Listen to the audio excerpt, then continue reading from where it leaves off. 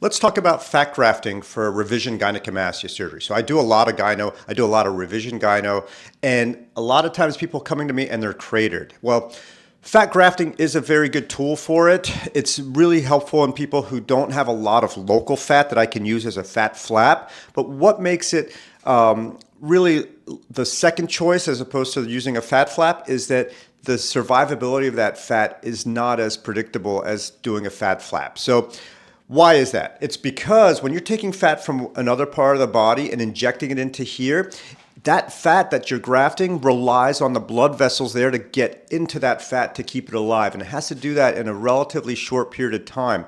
The problem is when people have already had surgery, the blood vessels have already been disrupted to an extent from the prior surgery. And so it relies on those blood vessels to get into that fat. So sometimes it's the only option though for these guys because they don't have enough fat to rotate in.